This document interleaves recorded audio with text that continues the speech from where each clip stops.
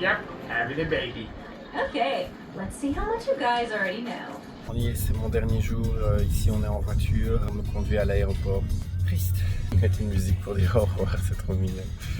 En Thaïlande, surtout quand on arrive près de l'aéroport, la taille des publicités le long des routes est juste gigantesque. Je suis à l'aéroport, il est temps de partir et de faire deux bilans. Premier bilan, c'est le bilan de ce voyage, évidemment. Le deuxième bilan, ce sera celui de ces vidéos qui vous ont permis de m'accompagner tout au long de ce voyage. On va commencer par cette aventure qui a commencé à Pékin. Comment dire? Je m'y attendais pas. Personne ne parle anglais. Rien n'est manifestement fait pour les touristes. C'est très difficile d'acheter un ticket de transport parce qu'il faut payer avec sa carte d'identité, un truc comme ça. Pour acheter un billet, il faut aller trouver quelqu'un qui ne parle pas anglais. C'est très compliqué. Beaucoup de monde partout. Ça, c'est une fourmilière. J'étais vraiment étonné par ça. Il faut payer pour à peu près tout, ce qui est dommage dans un pays communiste. Dans mon idée, le communisme, c'est pas ça. Le Wi-Fi, gros point noir, il y a un embargo sur beaucoup d'applications, tout ce qui est Google, tout ça on ne peut pas utiliser, donc je ne pouvais pas utiliser Google Maps, donc j'étais totalement perdu, sachant qu'il n'y a rien de fait pour les touristes. Ben, ça n'aidait pas. Je ne pouvais pas utiliser WhatsApp non plus, je ne pouvais pas utiliser Facebook. C'était vraiment une horreur, donc j'étais complètement perdu dans cette ville. Maintenant, il reste des choses positives, c'est que je pense que j'ai pas tout vu du tout à Pékin, loin de là. Je pense que si on s'organise bien, il y a moyen de passer un bon séjour. Il y a des villes très belles comme Shanghai apparemment. Il faut aller voir Hong Kong. Voilà, pour le bilan pour la Chine. Après, il y a eu le Cambodge, magnifique, mais des gens très très pauvres. Mais ça fait mal de voir la pauvreté partout autour de soi comme ça. La saleté aussi. Par contre, le Cambodge, magnifique. Angkor Wat, je vous l'ai dit, un des endroits les plus surprenants, les plus amazing, les plus extraordinaires que j'ai vu dans ma vie.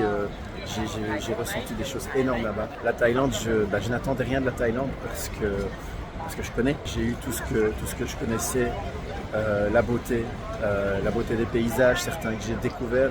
J'ai réussi à en découvrir quelques-uns. Puis la beauté des gens. Ces gens sont juste exceptionnels, magnifiques, gentils. Une beauté intérieure inégalable. Et la nourriture. Et c'est juste un festival de saveurs là-bas, que ce soit du salé, que ce soit du sucré. Il y a énormément de choix. C'est incroyable l'inventivité qu'ils ont. Intérieurement, je pleure. Vraiment, je vous le dis, intérieurement, je pleure. J'ai pas envie de quitter ce merveilleux pays, mais il faut, c'est comme ça. Déjà là, maintenant, dans 2 jours, je travaille en Belgique. Dans 4 jours, je travaille à Paris. Donc il faut bien rentrer, il faut bien faire rentrer des sous aussi. Et puis, mon job, il est cool, mais vous savez quoi? Je vous ferai partager la suite de mes aventures si vous avez bien aimé dès que je rentre, parce que j'ai des choses à vous montrer en fait. Il y a les amis, il y a la famille que je vais voir et ça va faire du bien aussi parce que je me réjouis de les voir. Il y a des gens extraordinaires chez nous aussi, ça je vous le garantis. Fin de cette aventure, il y aura encore quelques petites vidéos, le bilan de ces vidéos justement, puis, le retour parce qu'il y a quelqu'un qui m'attend chez moi, mon petit chat. J'essaierai de filmer ça, le retour, parce que ça va être des grandes retrouvailles. Je vais passer le contrôle passeport, tout ça, et on se rejoint de l'autre côté. Il est temps de faire le bilan de ces vidéos. En fait, tout a commencé à Pékin, où je m'attendais vraiment pas à vivre cette expérience, et je voulais la partager avec vous. J'avais jamais pensé faire ça avant. J'avais absolument rien préparé, c'était pas prévu. Et je me suis dit, tiens, c'est quelque chose que je découvre et j'ai envie de le raconter. Et puis au cours de mon voyage, j'ai décidé de continuer à vous raconter toute mon histoire, tout ce qui m'arrivait. J'espère que ça vous a plu, j'espère que ça vous a intéressé. Il faut savoir que comme j'ai rien prévu, j'ai absolument rien préparé, je connais absolument pas les codes de ce genre de vidéo.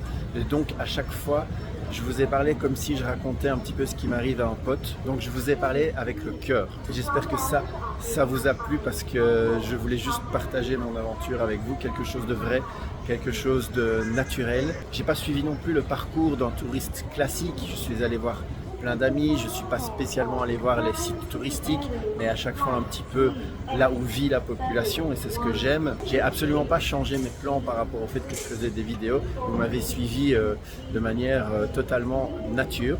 Il y a sans doute des choses que je dois améliorer. N'hésitez pas à dire ce qui vous a plu, ce qui ne vous a pas plu d'une manière constructive évidemment. Je suis absolument pas professionnel, mais si ça vous a plu, moi je suis chaud pour continuer. Dès que je rentre en Belgique, j'ai des choses chouettes à vous montrer. Mon boulot qui est très très chouette et que je pourrais partager aussi avec vous certaines aventures parce que j'aimerais continuer à voyager. C'est quelque chose que j'ai toujours aimé. Je pense que là je vais m'y mettre clairement. Merci d'avoir partagé cette aventure avec moi. En tout cas moi, ça m'a vraiment plu. C'est pour ça que je suis prêt à continuer. C'est peut-être que le début de plein d'aventures.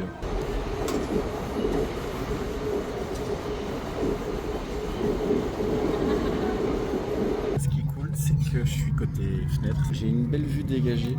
Pas d'aile qui dérange, donc ça va, je suis bien. On est parti, là je crois, pour 3-4 heures de vol. Je vais sûrement dormir et manger parce qu'on a une petite collation.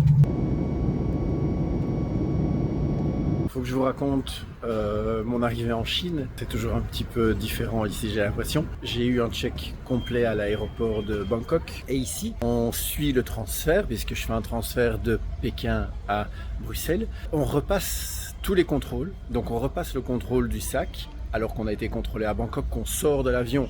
Et que donc, à moins d'un miracle, en vol, on a ouvert la fenêtre, on a pris quelque chose d'illicite. Donc à moins d'un tour de magie, on n'a rien de différent de quand on a passé le contrôle à Bangkok. On était, je sais pas, une dizaine. Ça a duré une demi-heure. À Bangkok, je suis passé comme une lettre à la poste. Ici, une dizaine, une demi-heure. On a passé mon sac 2 fois, je sais pas pourquoi, puisque la deuxième fois, on m'a rien dit, on l'a juste passé 2 fois au scan. Tous les gens là se font déshabiller, checker 3 fois. Donc on sort tous d'un avion, on a déjà été checké. Hein. On a tous l'impression d'être des terroristes, je sais pas. Je suis passé, mon sac est passé, la nourriture que j'ai achetée à Bangkok est passée. Heureusement, j'ai eu peur de ça, mais ils sont tellement tatillons. Mais voilà, c'est passé, mais c'est particulier. Et j'ai réussi à avoir du Wi-Fi. Alors je sais pas si ça va m'aider puisque toutes les applications sont bloquées, mais j'ai du Wi-Fi au cas où. Et donc maintenant, on est parti pour 3 heures d'attente dans un aéroport mort. Il est minuit, tout est mort, tout est fermé. Une dame m'a montré le moteur de recherche que je peux utiliser, c'est baidu.com. Donc je l'ai utilisé et à chaque fois que je clique sur un site, ça marche pas. Le site est bloqué. Donc ça sert à quoi d'avoir un moteur de recherche si tu peux pas l'utiliser. Oh la Chine, j'en ai pas mis.